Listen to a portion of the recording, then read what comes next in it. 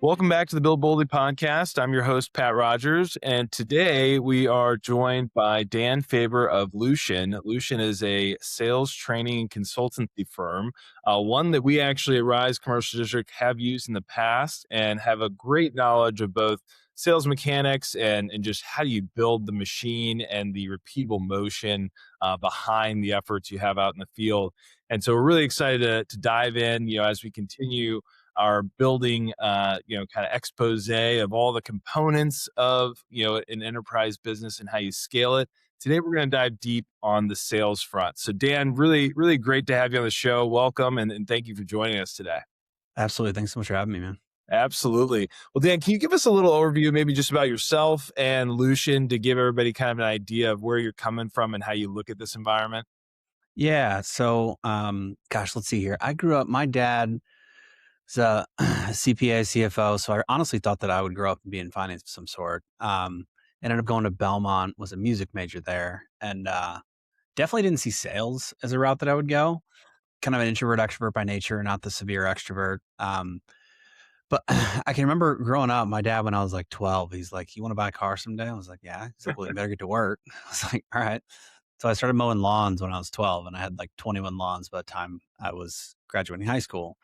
And I can remember, like looking back, there was definitely a sales function to that, like doing great work, but then also a sales function. Anyway, so I didn't see that pattern connecting. This is just a little bit of my backstory. Until I went to Belmont and I had a mentor. It was Entrepreneur of the Year 3 years in a row in Nashville. And he recommended I go into sales. I was like, "What? I hate salespeople. They're manipulative." He's like, "No, there's a good version." He paid for me to get a little bit of training. I took that training and then I went and sold for my first sales job door to door in Australia for a year. Oh, wow. I was selling this like milk and bread delivery. It was an experience, man. But applying that and then coming back to the States and selling in B2B and B2C situations, I realized that there's a process to selling just like there is for accounting. And you can learn that process. I believe great salespeople are made, not born. So yeah, I was a client of Lushin's for 7 years. So that was really the point when I was like, all right, I want to learn this process. And I searched for a bunch of stuff.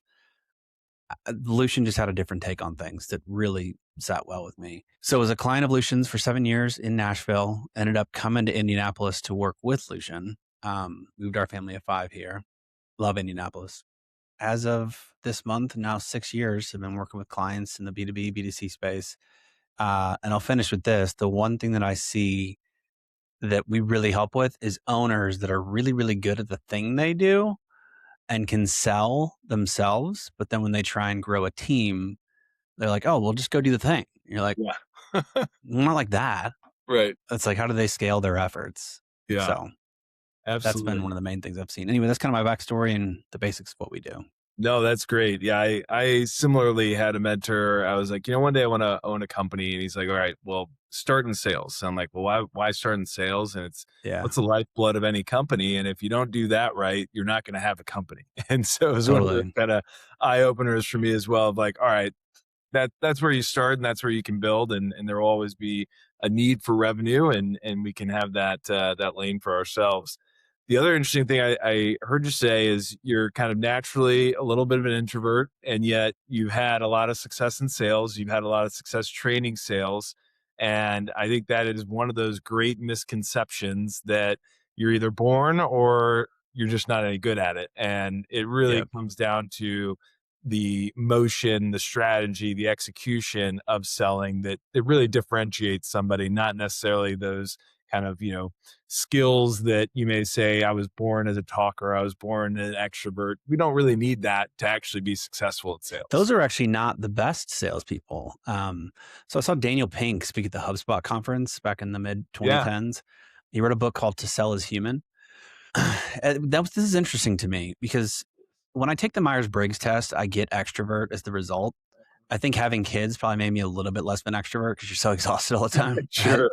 But Daniel Pink in that talk and in that book talked about how ambiverts are actually the best people. It's this middle ground of like, yes, extrovert, but also introvert, because the severe on either side, severe extroverts don't really listen as well, and severe introverts won't leave the room. Yeah. So you're like, where's the middle ground? And also there's a misconception. Like, I love people. I love being Right. around people. It's just, how do you recharge? Is it? Yep, absolutely, So, absolutely. And I totally agree. The biggest thing I think you called out there, and I'm sure we'll get into some of this, is listening, right? I mean, that is mm, the cornerstone of great sales is listening. And if you can't do that, the rest is kind of irrelevant. And so I really like that kind of approach. yeah, One of the things that's really interesting on that front, as we kind of start to get into the details here, is kind of understanding who that buyer is, because that will ultimately drive a lot of how you need to listen, what you're listening for, and what you can actually do with that information. As you think about, kind of those pillars of foundational items, I always think about that ideal client profile being one of the most critical pieces to understand who you're actually going after, and then building around that. Is that something that you guys teach when you're first kind of getting into this? And how important do you feel that kind of ideal client profile is as you're trying to build a repeatable process? I think it differs for companies that get inbound leads versus companies that have to go out and source all of their own business. Sure. So I have a feeling that a lot of your businesses that would listen to this podcast to work with you guys would be the type that in 2021 had more leads than they knew what to do with. Fair? I think so, hopefully. Yeah. So for ideal client profile, in that case, it's how do I make sure that I'm talking to the most qualified people for the highest percentage of my time? Right. But then for the outbound aspect, like if I have to go out into the world and say, hey, I think we can help you find the right people to work with, then it comes really into play to make sure that you're targeting the right kinds of organizations or people in the first place. Because you can have 100 conversations with somebody that bags groceries. And if that's not who you want to work with, then you just wasted a lot of time. Right. Right. So Absolutely. Yeah. I would totally agree with you on that, though. Yeah. And I think one thing that, I always try to train, companies I was entering, or new salespeople, is if you are doing outbound, let's start with where we know we've had success. If Yes. we have 30 customers in this, segment or this industry, let's start there. And once we've really crushed that and we know we can do it over and over again, then we can start to bleed into, the next level, the layer down, whatever that We looks think we could help these people. Yeah. right. So, but if you're not focused on that and you're kind of doing the spray and pray mentality and hitting everything, you're It never just going to doesn't work. see, process or repeatability out of any of that. And so you've got to Yep. really be able to narrow initially to be able to expand. 100%. Yeah. Yep. Awesome. And so when you're kind of looking at that, you mentioned like, all right, how do we find that core? What are some principles that you kind of use to train people on, like, hey, here is where we should focus first before kind of building out, all the paths to actually go get those folks? What are some things that you look for to say this is the right type of customer for you? Let's start with inbound and then we can come back to outbound. Okay.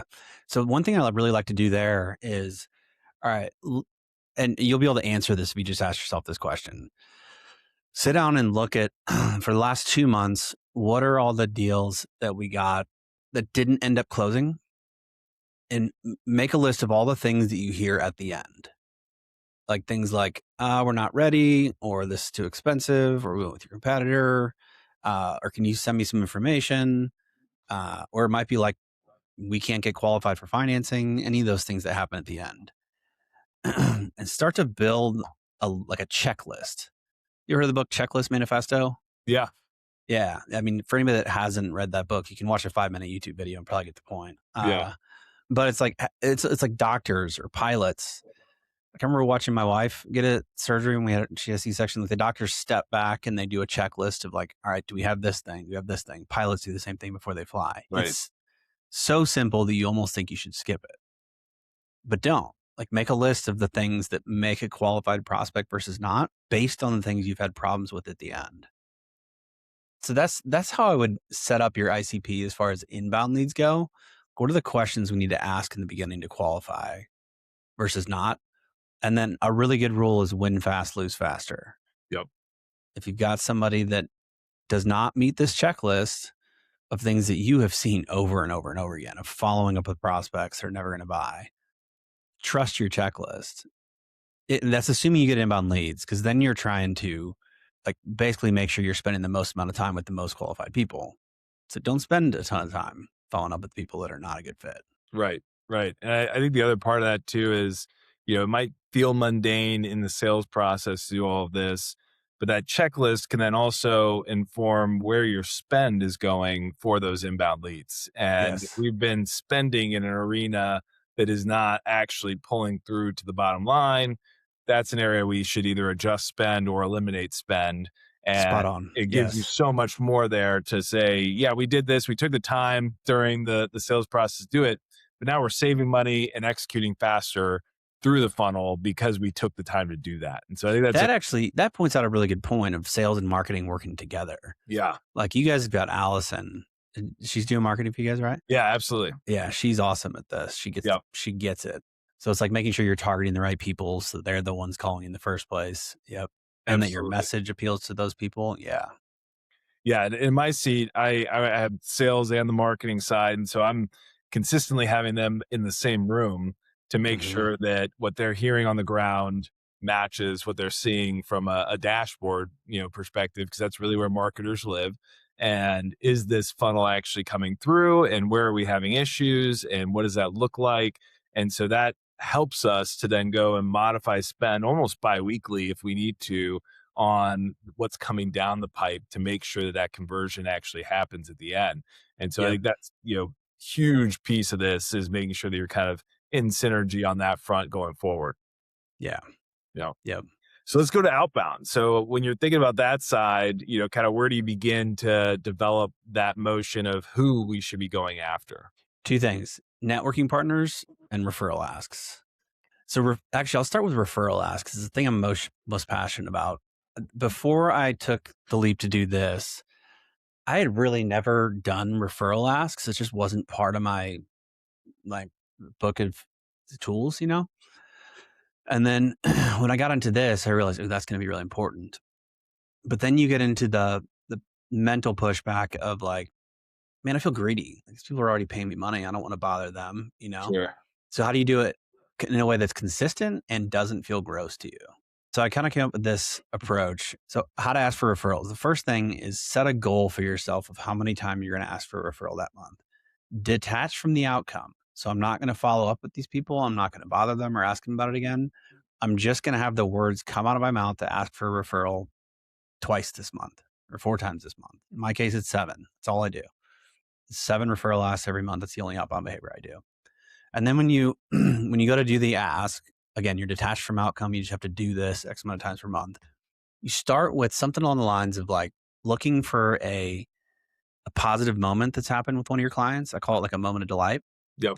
And then start with, hey, like that's really great. I'll give you an example. Actually, I've got this client. He sells like $500,000 backyards, but also works with commercial builders in Pennsylvania. He calls me up one day and he's like, "Hey man, I just got a lunch with the biggest builder in Pennsylvania. Like, how do I handle this?" Gave him some coaching. Called me up afterwards. He's like, "Man, not only do we get spec'd for this massive project with them, they're going to spec us for all future projects in the field." I was like, "That's awesome. Great. I need your help with something." And I asked him later, I was like, "What made you so eager to refer to me?" He's like, "Because you asked for help. I just switched my brand to replace it." Okay, great. So I need your help. From there, give them a goal that is true to you so they have something to help you with. So it's like, man, I want to get 5 new clients this year. I've got 3 so far. So it's like, I need your help. Here's my goal. Do you know anyone who? And that's where you describe the ideal traits of who to refer you to. A large percentage of people that you work with would happily refer you business. They won't think of it unless you ask. But then the ones you ask, if I just said, "Hey, can you send me a referral?" You're like, "Absolutely. Who do I refer to you?"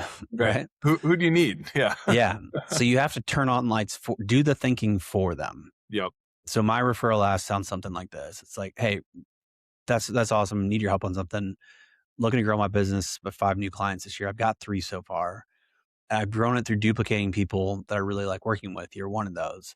So question, do you know anybody who is a business owner, B, in growth mode? So they're not just sitting on a beach drinking margaritas, but they're actually trying to grow the business. And then lastly, has a high level of integrity and really cares about their people. Specifically, any kind of a services business, anything that has trucks driving around town with their name on it, or any kind of a company that has a flat roof. Um, right. So you're just describing it. Yep. So in that case, I did that with him and he hung up the phone on me. I was like, whoa, what the heck happened? 10 minutes later, I get an email intro. Dan meet Karen, Karen meet Dan, and I'll trust you guys will enjoy knowing each other. You take it from here. 3 weeks later, I'm driving back to the airport with that owner after kicking off our team of 8 salespeople. It's like, man, that took me 30 seconds, Right. you know? Absolutely. Um, The other interesting part you brought up there, like I love the moments of delight. And yeah, when you were in software sales, and I feel like this is kind of a consistent theme in software sales as well, where it's like the best time to sell somebody something else is right after they just bought something. that's correct. Yeah. And so, but the same thing I think is true with referrals. You just, completed the deal with them. They're excited about whatever's going to happen next. That's Yeah. the best time because nobody's going to say, no, I'm not going to refer to somebody I just signed a contract with, right? Like it's Yep. this, you have a mental block. You have to do it or you feel at least a little bit like, all right, this is the best time to say yes. And so I think that's another great one when you've just gotten it done, ask for that. Do you know anybody else like you? And that usually opens some great But doors. be specific, right? Right. Absolutely. Yeah. Yeah. So one of the things we do to help people think through that is give them an acronym that has prompts for you to think through. You don't have to use all these. The acronym there is CAPS, CAPS. So characteristics, alternatives, pains, and symptoms. So characteristics, you'll notice in my ask, it was like high integrity, cares about their people. Alternatives are what are things they might have tried before. So in your guys' case, maybe they were trying to office out of their own garage as opposed to, and they grew out of it. In my case, it's maybe they tried to read sales books and have their people read them, but nothing changed. Yep. Or they tried online courses, but nothing changed. Pains, that's the kind of most obvious one. So just think of pain points to describe them. And then symptoms, it's like in my case, what's an owner that feels like they can't take a vacation because they have to do everything themselves, right? Yeah. Yep. So the really key part to this is one, you set a goal for referral asks and you don't care about the outcome because that's the part that keeps it from feeling gross. But two, if you set that goal, your brain will find moments when it makes sense. They'll just start to appear. Yeah. Right. The third thing to tie a knot on it is lots of people will say yes. They'll call somebody up. They'll talk to them. They say, hey, you need to talk to Pat over at Rise. They're great. That person will pull up Rise's website and then they'll open up Facebook and then they'll open TikTok and they won't reach out. Yeah. So the key thing is if somebody says yes, be like, great, thanks so much. Do me a favor. If you don't mind, do you ever talk to that person or see them? Just reach out to them, tell them about your experience with Rise, tell them you think they should talk to me and ask if they're open to it. If they're not, don't worry about it. But if they are, just send them a 1-line email intro. It just says, Pat, meet Bob, Bob, meet Pat. You guys take it from here. Yep. People don't know to do that. And unless you teach them to do that, they won't. But if you do, they'll do it. Yep. Right. We've even gone as far as to have that drafted. Like I'll forward. Oh, totally. That's perfect. Yeah. I'll forward this to you. If they're interested, just go ahead and forward it to them. And that's great, man. You're kind of already ready for that opportunity. And I think that's the part is like making it so easy for the referrer to make that happen is such a key piece. Yep. That's great. So I mentioned referral asks. The other thing is networking partners. That's massive. So who are the people that sell to the same people as you, but don't compete and also have a bag they're carrying or a number they have to hit? So 3 things: sell to the same people, don't compete, also trying to hit a number like you are. Yep. I can remember when I was selling custom software projects, living in Nashville or Cool Springs outside of Nashville. I was not selling licensing for those projects. So if you think I am a large manufacturing company and I'm going to build software, one of the things they're going to look at is security. So we were a Microsoft custom software company. Well, they have to buy a bunch of licensing from Microsoft to be able to use those technologies when it's built. So there's people out there that sell licensing, but not custom software. So there was this guy named Steve at a company called SHI.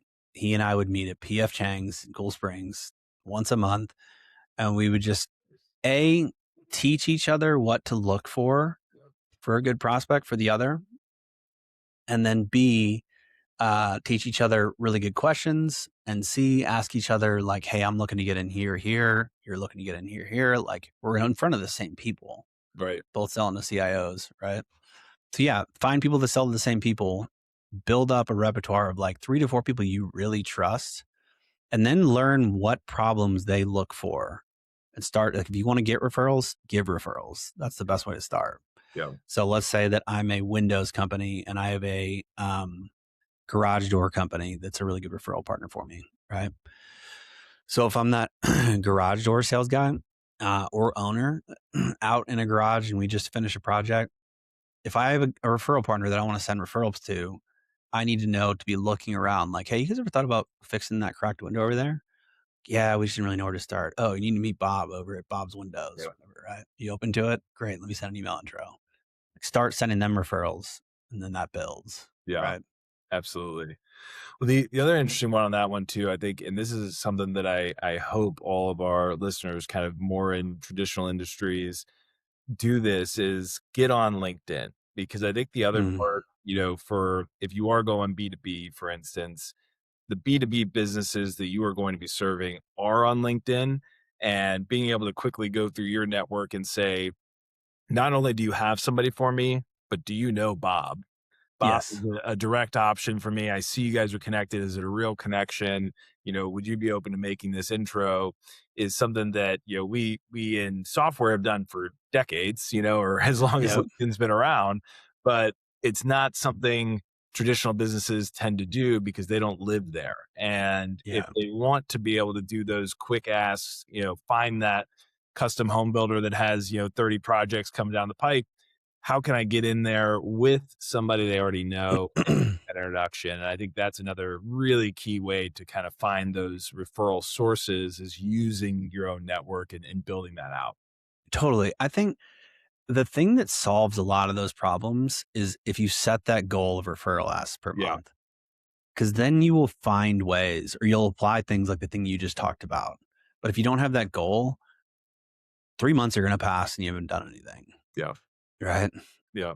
Absolutely. Um, yeah, that's key. Go on LinkedIn. Big thing. Actually, you know what? Another thing that I see owners do when they're selling in the B2B space is they're filling out tons of RFPs. Hmm. And that can be just a time suck. It's Yeah. like I call that playing scratchers. Like you're Yeah. just sending stuff in, hoping you win. But is that always the kind of work that you want to get? Do you end up being the cheapest and have the least profit on those? So a tangent there is if you're selling to government, I get it. Like you're not going to be able to do anything about that. But if you're selling to like commercial projects and you're just cranking out RFPs, see if you can get a referral in there to talk to the person who's running the RFP. And we call them dagger of doubt questions, like ask questions of them that they haven't thought of that the outcome is going to be something you're better at than your competitors. Help them rewrite the RFP or find out if you ever have any chance or if they're just trying to keep their current vendor honest, right? Right. Right. Yeah. No, Referrals are a nowhere really to good thing to do stand with in that that. RFP process for sure. Yes. Yeah. Yep. Yeah. No, that's great. Growing a business shouldn't cost you your sanity. One founder told us, had I not made that decision to go into this space, my business, my personal life, and my sanity and my family's sanity would have dwindled very quickly. Rise exists to support real entrepreneurs through real growth by giving you secure, flexible space and the support to scale without burning out. Office, warehouse, and business space, all designed to help you work smarter, not harder. Learn more or book a free space planning call at risecommercialdistrict.com.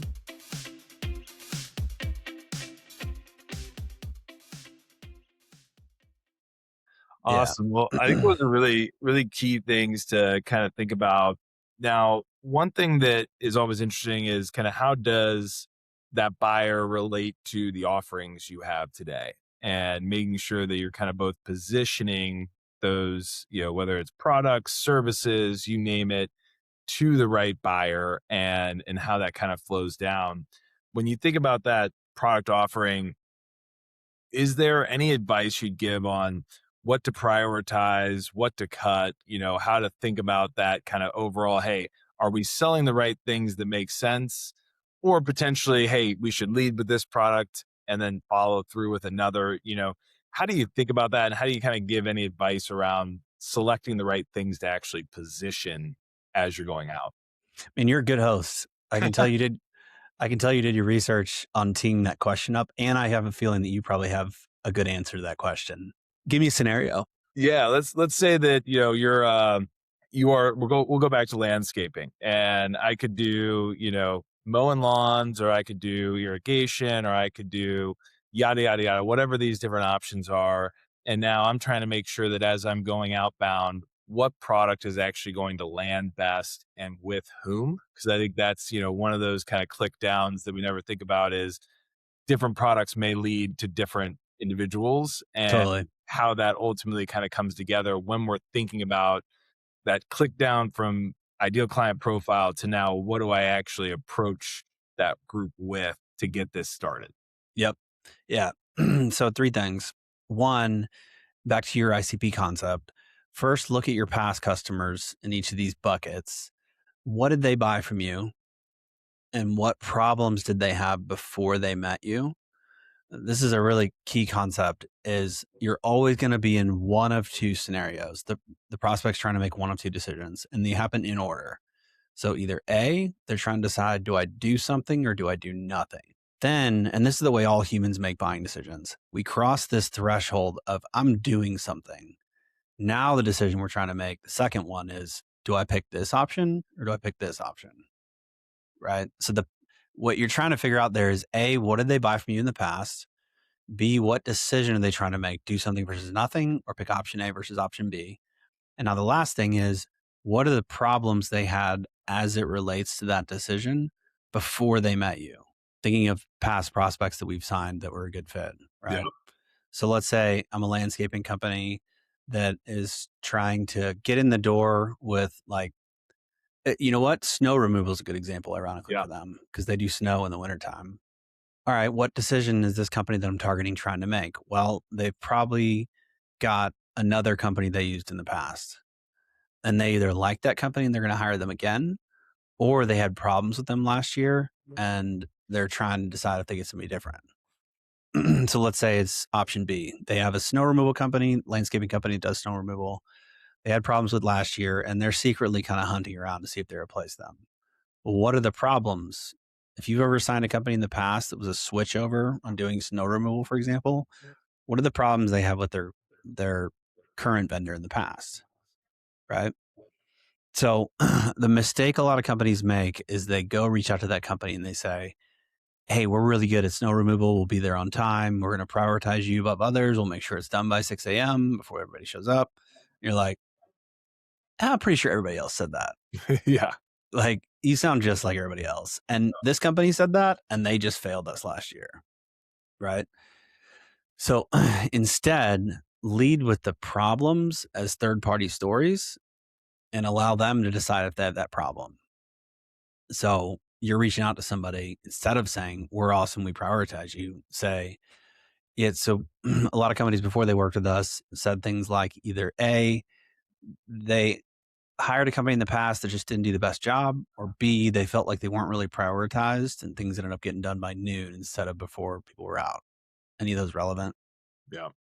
Lead with the problems they have, not why you're better than others. Yeah. Absolutely. Does that make sense? Yeah. It helps you stand out, right? I mean, I think that's part of it too. And that same exercise of what are we most confident we could either win or convert because of these past stories allows us to kind of lean into that as well. And I think that also can help you of like, all right, well, do we usually get the landscaping gig because we converted them from snow removal, or did we get the snow removal because we did landscaping? What are those entry points? And knowing why people switch, I think, is the other key piece that will ultimately allow you to get your foot in the door and then drive it over the hump to say, okay, this is how we expand business, not just enter business. And that 100% combination is where so many groups want to go. And I think that's the other element that folks should be thinking about is, I think, trade, services, all of these things now, getting that repeatable revenue is so critical. And in the past, it's been, all right, job here, job there, you're always hunting. But if you're able to get that kind of recurring revenue and know, all right, let's enter with a broken toilet if I'm a plumber and offer this ongoing annual service at a discounted fee as my next offer. And knowing those paths, I think is something that a lot of these businesses are starting to get to, because now you've got private equity coming in and they're doing it out of the gates. And Totally. so if you're an independent operator, it's time to start finding those motions to drive it home. Yeah. I mean, we call that a monkey's paw. Have you heard of that before? Have you heard that phrase? I don't think, not in this context. Yeah. So monkey's paw is this concept of like, think back to the like whatever 1920s when it was these huge ships would come into a port and you have to throw this rope that's like the thickness of your torso. It's like this massive rope. Well, you can't throw that thing up over the top by itself, even if you have 3 grown men doing it. It's just too big. So what they do is they get this knot. We've actually got one of these in our training room. Somebody brought it to us as a gift. It's this big ball knot that they call a monkey's paw or a monkey's fist. And they tie that thing to a small rope that then attaches to the big rope. Yeah. Somebody throws the monkey's paw up over the top of the ship and they pull the small rope up that then pulls the big rope up. It's like, it's way easier for people to make a small decision than it is for them to make a big decision. Sure. Yeah. Just get them to make a small decision first, allows them to trust you, see what it's like to work with you, and then you infiltrate with the rest of the products after you make them happy with the small one. Right? Yep. Absolutely. Absolutely. Yeah. That's great. That I love that theme too, because it's like, start small, build trust, expand, but don't get to expand, right? Totally. Yeah. And also, when you get in with that small thing, have it naturally lead to a next thing. So like, for example, when I was selling custom software, we noticed that, like, let's say I'm selling a website to a large hospital chain. Well, they have to decide on like 150 locations, $1 million project up front. That is such a massive decision to make. So we figured out if we just sell what's the first thing we're going to do is scope out the project. Let's just sell that as its own engagement. So we would sell a discovery that would cost 10% of whatever the whole project was, but that naturally led to the next thing.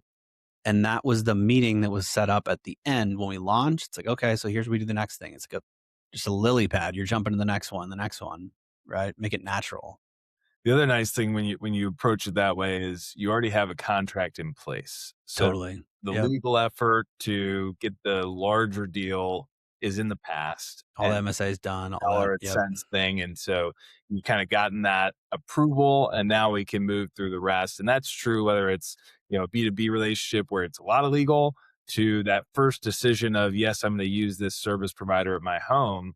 Well, now I trust them. They got it done. I might as well do the next thing and the next. Totally. Thing. And so it's that kind of relationship driven piece of get your foot in the door, and then you're able to expand from there. Yeah. I actually think that's if I could offer one tactical thing to your listeners, that's one of the biggest things. Is like one of the biggest mistakes I see people make is just cranking out quotes. Some companies will even have quote quotas for their people, or like you have to send out X amount of quotes. And there might be one person listening to this says, yeah, we have that. Of course we have that. Well, I had this company I was working with. This guy hit his quote goal. So he had quoted like $1.8 million in business and closed 300,000. And there was another guy that didn't hit his quota, quoted half as much, but his closing percentage was way higher. Yeah. And he closed over $1 million that year. So you're like, man, do I care more about this vanity metric of just sending out quotes, or would I rather send out quality quotes that are going to get signed? Yep. Right. Yeah. What's interesting is sometimes quotes are called proposals. I think it's interesting. Where else have you heard the word proposal? Marriage. Yeah. So question, are you married? Yeah. Okay. How likely was it that your wife said no when you proposed? Well, hopefully 0% chance. I think I was ready. I put in some effort there. Yeah. It's like, to be honest, if somebody's proposing, they're probably a weirdo if they're proposing, they don't know what's going to happen. Yeah. Right. So a quote or proposal should almost feel like that. Like, oh yeah, we got to do this thing. And of course it's going to get signed because we've already done all the work. Yep. Right. The way to make that happen is have every single thing you do lead to a next step on the calendar with a different decision to be made. So for example, let's say you're having like a discovery call with somebody and the next step is going to be to send them a quote. And you know that. Set it up at the beginning of the call, like, hey, so thanks so much for hopping on. I'll get an idea of, can we help? You give me an idea of if it's a good fit. At the end, just what happens next. If this is a good fit, I'll typically pause, go back to the drawing board, put together a quote, and I'll schedule a time with you to walk you through it. Or if not, no worries. I'll try and help you in some way and send you on your way. Cool. And then at the end, you schedule what's called a rough draft review, where you get 5 minutes on their calendar. You send the quote over 5 minutes before. You share your screen. And I'll get pushback on this with some people that are selling in-home, especially. They're like, people don't know. I'm like, dude, it's post-COVID. Like, everybody knows how to hop on a Zoom or a Google Meet. Right. And you walk them through the quote instead of just sending it over and sending them 100 emails to say following up in the subject line. Right. Which is a lot of fun when you're just it's real fun. hammering the follow-up. Yeah. No, it's exhausting. Well, it's a really good segue because I do want to get into kind of some of the nuts and bolts of sales process. And you kind of on a good chunk there of, how do we establish this? And this is really where I think we take that first topic we hit on, which is you're not born with it. It can be trained, it can be learned, but it is within the framework of success. And that framework of success is really the sales process. And I think there's both the over-engineered sales process and frictionless sales process, which a big chunk of that has evolved with the Amazon effect and buyers wanting control and access to information. All of these things have really changed how the sales process rolls today. So when you're kind of thinking about that and coming in, somebody thinks they have one or doesn't have one at all, where's the first place you start and kind of giving them as much of a frictionless process as possible to make sure they know how to go through this motion and actually capture value? Yeah. So 2 things. First, look at some of the deals that you didn't win that you thought you were going to win. Make a list of like 10 of those over the past year. And then ask yourself, what happened at the end? What are the problems you run into with the ones that don't buy? And build in fixes for those throughout the process. So for example, let's say somebody gets to the end of this month-long conversation that ends with, we're not qualified on a financing piece. We can't get financing. We'll start building that as a question towards the beginning. Yep. However that works for you. So first, just have a simple back of the napkin process of milestones, questions you can ask throughout the process, solve problems that happen at the end. The other thing is make a list of 10 sales that went perfectly and pretend you're a documentary crew documenting that process.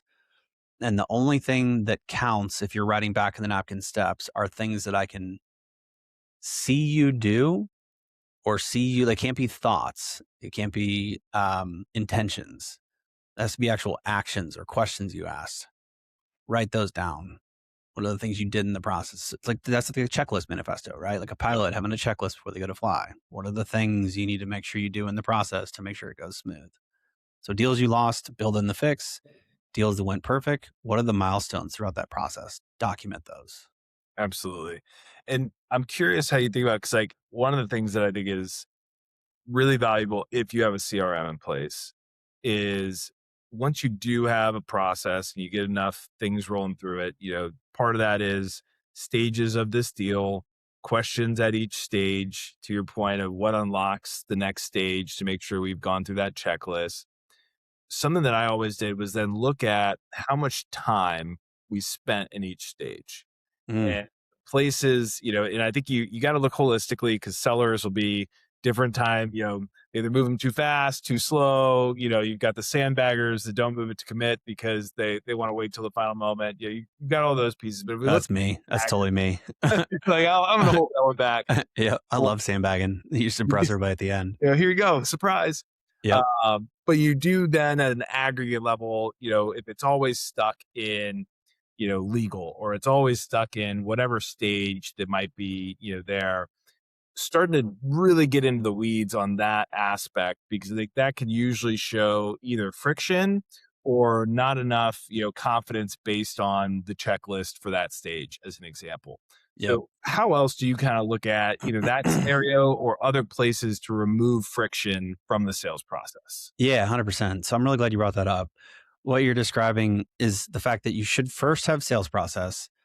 And then secondly, that should map back to your CRM. So those milestones should be things that have to be achieved before it can be moved to the next stage in the process. So let's say that we have a really simple sales process, and 90% of sales processes could have these same stages: prospect, qualified, closable. Yeah. That's it. You don't need 8 stages. Right. Some companies just make it so complicated in their salespeople, just because salespeople by nature, if you're going to hire a salesperson, they're not always the most organized people. Yeah. It's kind of just part of their makeup. Yeah. Right. And entrepreneurs for that matter. Like, that's one of the reasons they've been successful, because they can connect the dots on ideas that don't connect to other people. Yep. So yeah, it's like, think about what are the general buckets in your sales process. Like, oh, this person's a new conversation. All right, prospect. Well, this person, we've qualified them. We're putting together a quote. All right, qualified. This person, they have the quote. We just need an answer from, closable. So create your buckets. And then just underneath those headers, think of it like a video game. Like, you have to jump over the thing and like hit the box before you can beat the level. What are those milestones you have to hit in that process in order for it to be safely moved to the next section? And a really key thing too is, if you have something, let's say in qualified, that means that it should have accomplished all those milestones you set in prospect, right? If you have something that's getting stuck in a stage, it always was caused by something that happened or didn't happen before that. Yeah. So if you're coaching somebody, go back and ask them, let's say it's in closable and somebody is stuck. You ask your salesperson, like, all right, so when you ask them about their budget, how'd that conversation go? That's a milestone in the qualified section. Oh, I forgot to ask that. Oh, okay. So should you have moved it to closable, or should it still be in qualifying? Right. Right. Right. Absolutely. Yeah. Yeah. I think those are, it's always comes down to, did we do it or not? And then second, did we have the right questions to confirm? Because that's, Did we do it, and did we do it well? right. Yes. And Yep. is there something we need to add to this checklist in stage B, because we keep getting caught there in closable as an Yep. example. And Yep. so finding those little moments and then getting that repetition and tracking it, the CRM is the key piece, because then if these are fields or they're, even check boxes of, did I get that information, then it's even easier to kind of spread that out and say, all right, we win 90% if we do all of these things, and that's a great place to be. And so I think that's a great outline of, keep it simple, find the key things that they need to know, and make sure that that becomes habit, or else that's where you're going to lose. Yeah. And it works, man. I've got this company that's like the smaller company. They've got 3 salespeople. They sell like modular homes and they get tons of inbound leads. One of their sales guys closes twice as much as either the other 2. And over time, you realize he's asking about financing in the first conversation as a milestone, and nobody else is. They're waiting Yeah. till the end. You're like, if they'll just do it, that's an easy fix. Yeah. Just start asking this one question and holding your ground on that in the beginning. Right. And if it's ticked for the second stage, it might be time to move it to the first stage. Right? Yes, That's the other, totally. like, learn from those top performers. What is different about the process? Yes. And make that repeatable for everyone else. And now we're scaling that, top performer mentality. And that is trainable, not gifted. Right. And I think that's Yes. the perfect example of, oh, they're doing this one thing that everybody else is doing too late earlier. All right. Now we just all do it this way. It's not, it's a little bit of a skill, but it's not, they weren't born with that idea, right? Somebody taught them that. Yeah. Somebody taught them. And now we can teach everybody else. So that's a great example. Pulls that thread all the way through. Oh, and that's one of the biggest problems that like entrepreneurs will have, especially in this space, is they built a business themselves, selling themselves. And they'll hire somebody and assume that that's a natural skill. Well, A, you've got owner on your name tag, Right. so that helps. Yeah. And B, that's something that may be natural to you, maybe you learned, but you can't assume that they know how to do that thing. Yeah. Like, you have to teach them how to do it. Absolutely. Well, I Right. think that's a good point too.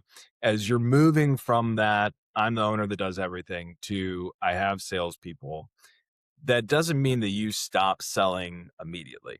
Because I think that's, if you're trying to just train somebody based on what you remember doing in the sales process, that's never going to work.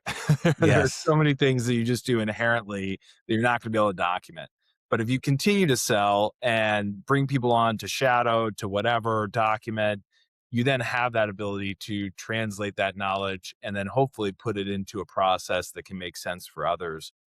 And it also gives you that opportunity, even if you're not selling directly, be the door opener we talked about earlier. Be the referral person that's passing that down because you've now set the stage and you have that access. You can also then remember, oh yeah, and by the way, ask them about this, ask them about that. They look like this, that knowledge that gets locked up. If you're actually doing it, you then have the ability to document it and share it. And that's always a huge gap where it's like, hired somebody, let them go. We'll see what happens, No.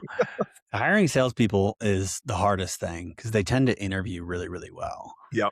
And like as a percentage, a much higher percentage of salespeople will interview well. So you guys actually, I think, use this thing. We have a third-party tool we use called OMG, or Objective Management Group. Yep, absolutely. So that's a tool that we use in hiring. It's a really good thing that'll tell you, is this person recommended or not for an interview? Yep. Who you hire in the first place is really, really important. Yep. But then to your point, you need to have a 90-day onboarding plan that solves all the problems that you've had with past hires, or hopefully might have if this is your first hire. And then secondly, has milestones built in to train them on things that you've seen they're going to need to know. Mm-hmm. Right. Yep. As somebody that's hiring either their first salesperson or building a team, eventually your job is no longer selling. The number one goal for you now is creating self-sufficiency in your salespeople. Mm-hmm. Self-sufficiency is the number one goal. Because what do you do when somebody's self-sufficient? You go hire the next one, Yep. one, build something, right?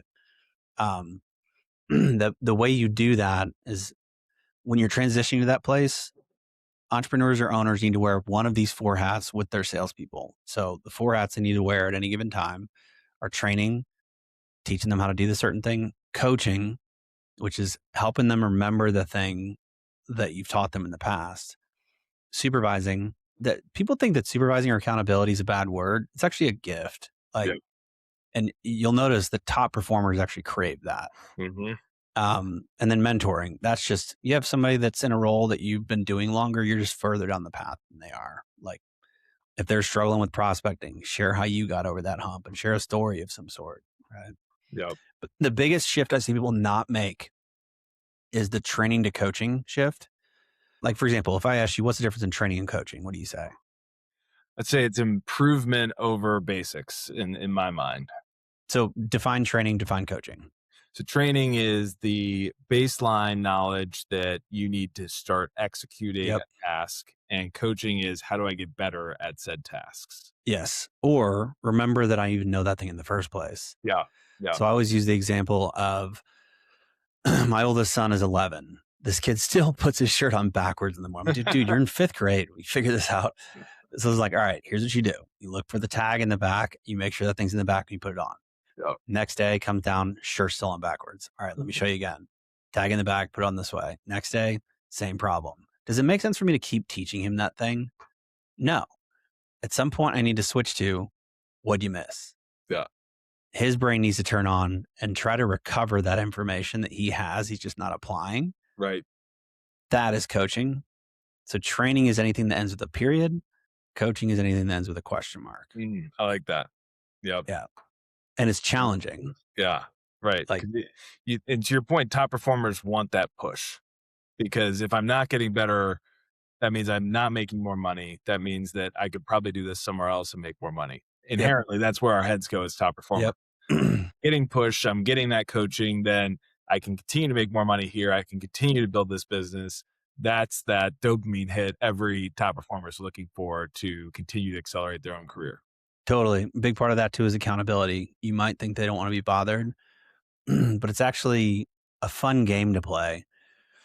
If you meet with somebody once a week that you trust and they ask you, all right, what are you committing to do this week?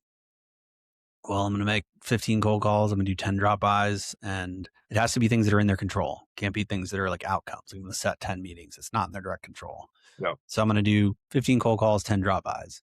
Then meet with that person a week later at the same time. And all they have to do is say, did you do that thing? You don't want that feeling of saying no. It doesn't feel good. Yeah. But you also like the feeling of having somebody else that cares. Otherwise, you feel like you're in a black hole. Like, it doesn't matter if you do things you commit to. No, that's great. And actually a perfect segue into goals and targets. We talked a little bit earlier about, setting a quote goal that's kind of a irrelevant goal that doesn't actually tell you how much revenue we're going to bring in. that can create, a misalignment on the ultimate outcomes we're looking for. Yep. But there is a place for how many cold calls are you going to hit? How many drop-bys? So there's that top of funnel. How do we get that, but build the intention and outcome that we're looking for as we set goals and targets? And so how do you think about that? Because there's definitely a ton of stuff that doesn't actually move the needle, but there's other stuff that is important. So how do you prepare businesses to actually set those goals so that you have accountability, you have coaching moments, you have that momentum and system to achieve the outcome? Yeah. So first thing is, let's say we have a sales team of 3 people. What is our revenue goal as a company? Say it's 6 million. How much is each person going to actually be responsible for? If we're slicing up a pie, how big is each slice? All right, this person's 2 million, this person's 1.5, this person's 2, whatever it is, right? Have that overall goal. Then either break it down by month, and that can be just divide by 12, or have 12 months of numbers that add up to your end goal number. You have to know, even if it's going to be ups and downs, you have to know where you stand throughout the year. So once you've got that in place, now think about where your mind actually goes in this scenario. You got 3 days left in the month. Salesperson's behind. You're managing them. What's the first thing you're going to say to them? Where's the deal? And what are you going to tell them to do? Call them, follow up, ask for the signature. All stuff that's behavior. Yeah. You're going to end up there anyway. So why not just manage that? Because that's where you're going. They can't snap their fingers and get revenue to come in. It just doesn't work that way. Right. There are things that lead to that. That's what you manage. So if you manage outcomes, you're trying to manage something that happened in the past.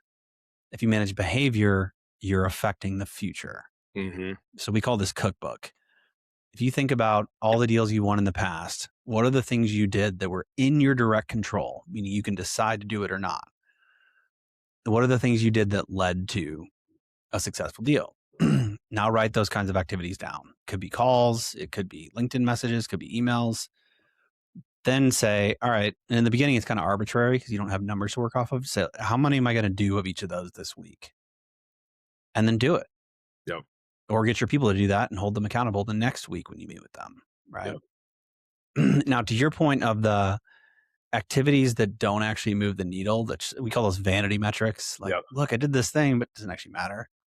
I heard this framework actually in that training I got from the guy in Nashville that told me I should be in sales. The only thing I remember from that training, and it really helped me, was that all of sales comes down to 3 things in this order. 1 is quality of prospect. 2 is quality of messaging or communication. And then 3 is it's just a numbers game. So the first, and they have to be in that order. So first thing, quality of prospect.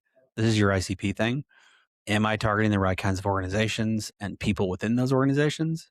That's the ticket to enter. You have to have that down. Then let's say I get in front of the exact kind of right kind of person. How good is my communication or messaging? If I show up and I just sound just like everybody else, I got a great meeting that went nowhere. But let's say you've got ICP dialed in, messaging is dialed in, then it's just a numbers game. Yeah. I just have to get in front of enough of the right people with the right message, and some of these will close. Right. Yeah. Well, I think that's the other, I keep beating this drum, but having the CRM there, because that's where you can truly start to see that conversion funnel from stage to stage and work backwards. If I need 2.5 million, that means I need, if I'm at 50% conversion on an average, contract value, then I can work my way back to, okay, how many new conversations to have a week, a month, whatever. And sometimes it needs to be over, sometimes it's less. But if we set that benchmark and set that behavior to be the actual things that drive that conversion, now we're working with something we can coach off of. Yes. Accountability. We can have leaderboards and dashboards that create competition. I think that's where a lot of folks, you're just giving the number and saying, go for it. Well, how do I get there? Your top performers might figure it out, but they're going to be annoyed. and you ask them how they did that thing and be like, oh, I did this, this, and this. And you're like, right, how do I do that? Yeah, exactly. Yeah. And so I think that's so important of having the CRM so that you can get to those moments and really understand that math that kind of plays down the funnel. Yes, totally. Yeah. Awesome. Well, I know we're coming up to the end here, and this has been really great, Dan. I really appreciate the insights. I'd love to ask you two kind of final questions. So one is, if you were working, with any trade, services, you name it, today, and had to give them kind of one place to start. Maybe they've got a salesperson, maybe it's the owner. What's the one place to just start to build this framework out? I would say audit one deal that you didn't close and audit one deal that you did close. What are the problems that you see happen at the end of deals you don't close? And put a fix in place for that earlier in the process.